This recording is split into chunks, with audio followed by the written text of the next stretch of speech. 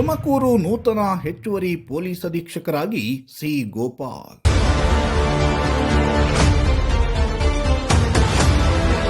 SP ಕಚೇರಿಗೆ ಹಾಜರಾಗಿ ವರದಿ ಮಾಡಿಕೊಂಡ ನೂತನ ಎಎಸ್ಪಿ.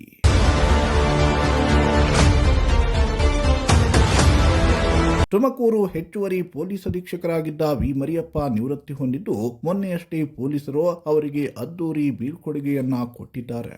ಈ ನಡುವೆ ಮರಿಯಪ್ಪ ನಿವೃತ್ತಿಯಿಂದಾಗಿ ಖಾಲಿಯಾಗಿದ್ದ ಜಾಗಕ್ಕೆ ಸಿ ಗೋಪಾಲ್ ಅವರನ್ನ ನೇಮಕ ಮಾಡಲಾಗಿತ್ತು.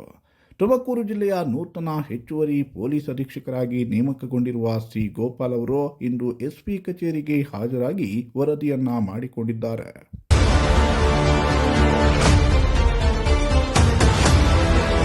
ಇಂದು ಸಾಯಂಕಾಲ ತುಮಕೂರು ಜಿಲ್ಲಾ ಪೊಲೀಸ್ ಕಚೇರಿಗೆ ಆಗಮಿಸಿದ ಸಿ ಗೋಪಾಲ್ ಅವರು ತುಮಕೂರು ಜಿಲ್ಲಾ ಪೊಲೀಸ್ ವರಿಷ್ಠಾಧಿಕಾರಿ ಅಶೋಕ್ ವೆಂಕಟ್ ಅವರನ್ನ ಭೇಟಿ ಮಾಡಿ ಅವರಿಗೆ ಹೂಗುಚ್ಛವನ್ನ ನೀಡಿ ಬಳಿಕ ಕರ್ತವ್ಯಕ್ಕೆ ವರದಿಯನ್ನ ಮಾಡಿಕೊಂಡಿದ್ದಾರೆ.